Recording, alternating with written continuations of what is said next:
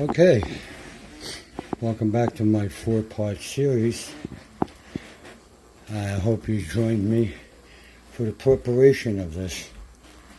This is my infamous macaroni salad that my family dies for. You can see the ingredients: creamettes, doesn't matter the brand, parsley, it's got to be McCormick's. And then over here in the refrigerator, what we have is creamy Italian salad dressing from the Philly Diner. Couldn't do without this. Okay, and you could use any other brand that you want, but you will not be making my macaroni salad. And that's basically ingredients. I saved some juice from the cans of shrimp that I bought, which is very expensive. And now we're going to assemble it. In this part of the series, you'll see you need to have a short sleeve shirt, because we're going to get into this pot and we're going to mix all of these ingredients. It looks like slop, but that's the macaroni salad's basis right there. Okay, so let me just pause this for a minute and I'll start to put it together. Okay. Now what I did was I put half the macaronis in the pot. The other half is over here. What I did before I even started this video was I took ice and filled up this pot right here with ice, and then put water in it. And what you want to do is you want to get these stop cooking. They're really, you wouldn't need these because they're very al dente. But if you cook them any further, what you're going to get is one of these. Okay? Nobody's going to eat a flat, mushy macaroni.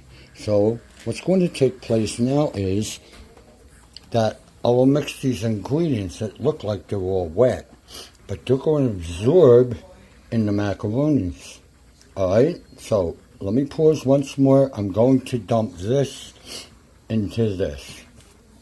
Okay, as you can see, there's still some goodies in here. So I'm going to pour some of these in that, wipe it up, put it back in the big pot. One moment. Okay, you can see I put macaronis in the empty bowl. I've already put all the ingredients on top of the other half of the macaronis. And now I will combine the both of them. Give me one moment. Okay, now we cleaned out the bowl. Let's get rid of the bowl. You want to keep your workstation clean at all times. Like these towels, I bought them at the dollar store for my wife. She loves them. I love them. Anyway, and now you see we have everything's in the bowl, and we're now going to turn it from the bottom up. I'm going to try to do this so you could see. My hand's going to be in the way. But go in the corner, put your hand under it, and just pull it over. Don't forget to wash your hands first. Okay. There will not be any scratching of your ass, no picking your nose. We're just going to keep turning this over. I'll be right back. I can't do this. And this is why we have a short sleeve shirt on. We're going to get down and dirty. And you can see I pulled it all to one side. And we're just going to keep turning it, and make sure all the ingredients are mixed in. And it's not going to look like it's supposed to yet, because you make this the day before. One moment. Okay, now that the macaroni salad is done, we get it out of the sun that you could see. Now that it's done being mixed, it's not the macaroni salad yet. So, clean your bowl. Nobody wants to look at a dirty bowl. So clean it. Alright, now that everything's nice and clean, my workstation is clean. I got the other half of macaronis over here. I'm going to throw on top now. Now we got to clean the bowl again because I had to remix it. And I realize now that it is drying up quicker than my old lady on a bad day. Hold on. Okay, now we're going back to the shrimp juice. We're going to put some of this in. How much do you put in? How much do you want to taste? I'm going to put some in because these macaronis are pretty dry. Yeah, what the hell. We'll put it all in. It gives it such good flavor. Okay, so now hold on. When you're making this macaroni salad, these are your friends. This one keeps them coming back. This one just makes it look easy to eat. So I'll import these into the very top of this, and I will cover it with aluminum foil, and I'll show you that 1 minute. Right. I put some pepper in it, and as much as they're going to complain it's hot, they won't stop eating it. But it doesn't really look presentable to me. So let's make a presentation. Hold on. Okay. Now with the parsley on it, it's doing two things.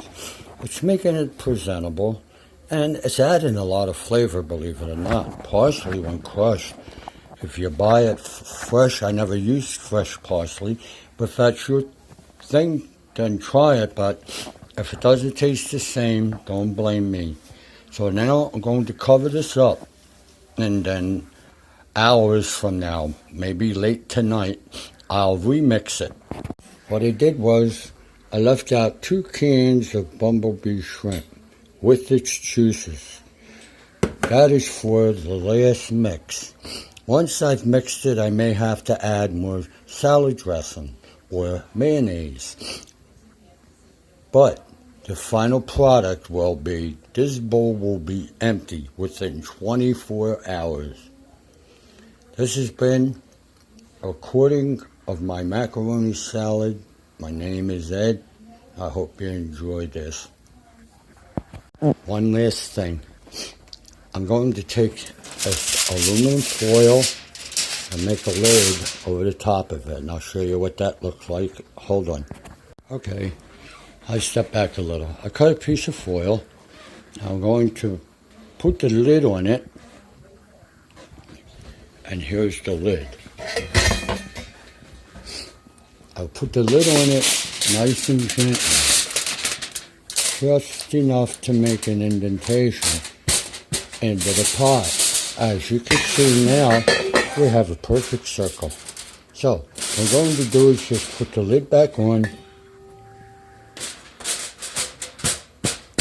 Not too hard, you don't want to rip the paper. And I'm going to wrap it all the way around. So I'll show you what that looks like when I come back. Okay, now you can see it was just like making grandmom's pie. You just roll it under. Now when you pull the lid off, you have a cover. And when they want to eat the macaroni salad, you can just take the cover off. Just easy like this. Get your macaroni salad, put the foil back on, and put the lid back on.